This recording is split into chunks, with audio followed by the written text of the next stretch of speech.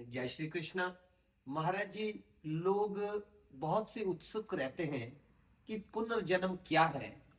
कृपया बताने का कष्ट करें महाराज जी। हाँ, बड़ा उचित प्रश्न है। इसमें आदि गुरु शंकराचार्य जी का एक सुंदर उपदेश मुझे याद आया। उन्होंने लिखा है कि पुनरपि जन्मम पुनरपि मरणम पुनरपि जननी जठरे शयनम इहा संसारे बहुत दुस्तारे कृप्या अपारे पिहा मुरारे भज गोविंदम भज गोविंदम भज गोविंदम मूढ़ मते।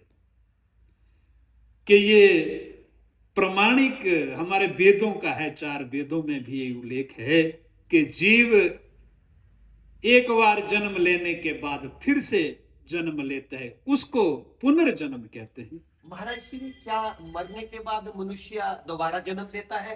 कृपया विस्तार पूर्वक बताएं महाराज श्री। हाँ, तो बस इसके बाद की ही ये श्रृंखला है कि जब पुनर्जन्म हो जाए तो क्या जीव फिर से जन्म लेता है। तो हमारे सारे पुराणों में, हमारे उपनिषदों में ये बड़ी सुंदर भाषा में उल्लेख हुआ है कि ये जीव 84 लाख योनियों को भुगतता रहता है, फिर से जन्म लेता है, फिर से मरण होता है। यही आदि गुरु शंकराचार्य जी का उपदेश है। अब कौन जन्म लेता है, बस इसकी थोड़ी सी धारणा मन पे रखना, इसे समझना बड़ा जरूरी है। हमारे बहुत से ऐसे ऋषि मुनि हैं, ऐसे तत्ववेता हैं जो फिर से इस गर्भ योनि में नहीं आते। ये अपने कर्मों की व्यवस्था है कि आपका कर्म कैसा है, आपका भगवान के प्रति क्या समर्पण है। तो जो ये पुनर्जन्म की वृत्तियां है, इसमें कोई संशय नहीं है कि इसे हम किस उदाहरण से समझाएं कि पुनर्जन्म होता है। ये वेदों ने साफ कर दिया है कि जो एक बार जन्म लेता है उसकी मृत्यु निश्चित है और उसका पुनर्जन्म निश्चित है। हम जितना भी पुण्य पाप धर्म कर्म इस मृत्यु लोक पर करते हैं, उसी के सहारे वो जीवात्मा मरने के बाद एक सूक्ष्म जीव की अपनी आत्मा तैयार करके उस गति को जाता है जैसे उसने कर्म किया है। शुभ कर्म किया है तो उस शुभ कर्म की गति को प्राप्त करे, पाप किया है तो उस नरक की गति को देखेगा। भागवत महापुराण में भी इसके विषय में बड़ी सुंदर बात कही है कि 2 मार्ग है, उन मार्गों में ही यहीं से भेद हो जाएगा कि किसको किस मार्ग पे चलना। तो उसी योग के साथ जब जीव 84 लाख योनि भुगतने के लिए निकलता है तो कुछ लोग जन सीधा भगवान के धाम पहुंचते, उन्हें किसी भी योनि में नहीं जाना पड़ता, किसी भी नरक की गति को नहीं देखना पड़ता। परंतु जो पापी है, दुरात्मा है, यहां संसार में रहकर तो संसारिक नशे में रहते हैं कि हमारा क्या हो जाएगा, ज्यादा से ज्यादा क्या हो जाएगा। परंतु जब वो मृत्यु को प्राप्त करता है, उसे अपने असाय शरीर को लेकर, उस आत्मा को लेकर के जब चलता है, तो जब तक वो उस गति को प्राप्त ना करे जो उसने अपने कर्मों के अनुसार किया है, तब तक वो स्वयं कुछ कर नहीं सकता। गरुड़ पुराण भी यही कह रहा है कि जीव अपनी इच्छा से जब प्यास लगे तो जल नहीं पी सकता, भूख लगे तो अन्न नहीं खा सकता।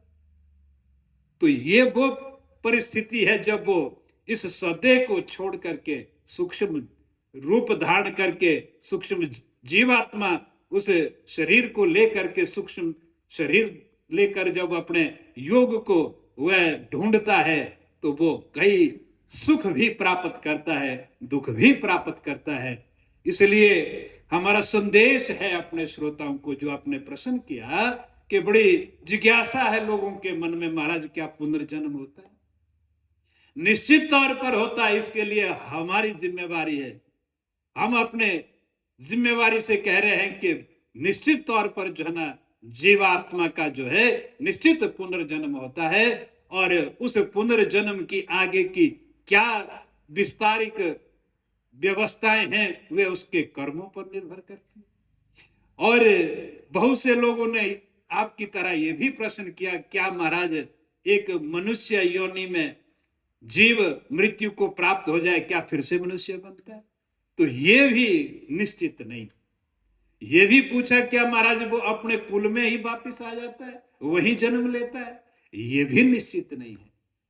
ये तो सब उस कर्मों के आधार पर है। इसलिए जीव को चाहिए कि वो यहां संसार में रह करके अपने पुण्य को प्राप्त करे। जो पुण्य और जो पाप है उसमें भेद कैसे जाने, कर्म और अकर्म दोनों को कैसे पहचाने?